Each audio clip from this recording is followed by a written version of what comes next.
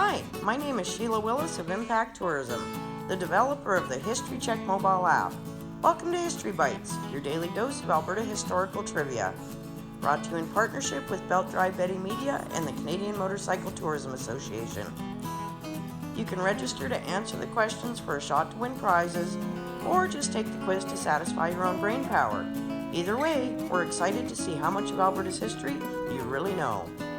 And yesterday's question was, during World War II, Chisholm Sawmills Limited at Fawcett Lake employed A. Only women, B. Resident men, or C. German POWs? And the answer is German POWs. It was in 1941 that Chisholm Sawmills Limited built a road to the west shore of Fawcett Lake. It commenced operations in 1942.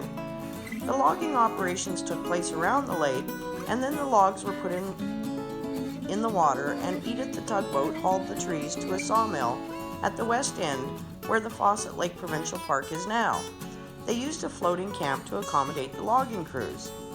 In the winter of 1943, the first German POWs arrived from Lethbridge. These prisoners were given the option to go to work camps. Pay was 50 cents a day for 10 hours. They received a credit in the store for each day worked, and of course room, board, and clothing were supplied. As time went on, many of the POWs were given the responsibilities of running the camp. Diesel mechanics, blacksmith, boat builders, and cooking were some of the duties performed.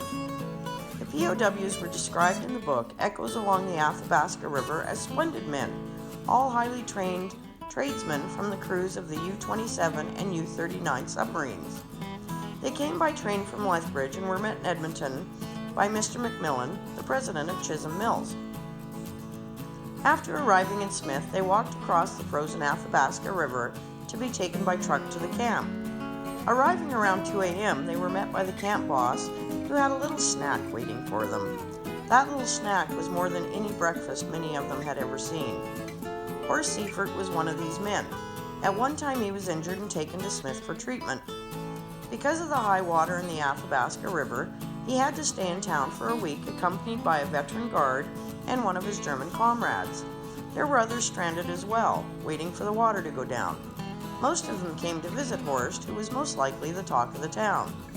For a prisoner of war, being in the real world with real people was quite exciting, versus being behind barbed wire. These people included an American looking for work on the Alaska Highway along with his wife and children. This guy happened to have baseball equipment, so soon a game was underway. Horst was in his German uniform, watching a baseball game that included the Americans, his German comrade, Métis people, an Afro-American truck driver, and the Scottish veteran guard. At the same time, these same kinds of people were killing each other on battlefields across the ocean. Needless to say, it left a deep impression on him, who, because of his experiences, immigrated back to Canada in the 1950s. If you visit the Fawcett Lake Provincial Park, go to the boat launch. Walk to your left. You'll find a concrete pillar from the jack ladders. Go to your right and you'll find a pile of sawdust left over from this logging camp. These are a few of the reminders of Alberta's history. And tomorrow's question is, when 12-foot Davis passed away, where was he buried? A. Peace River, B. Edmonton, or C. Grouard? Come back tomorrow for the answer and the story that goes along with it. Then we'll load you up with the next day's question. Enjoy!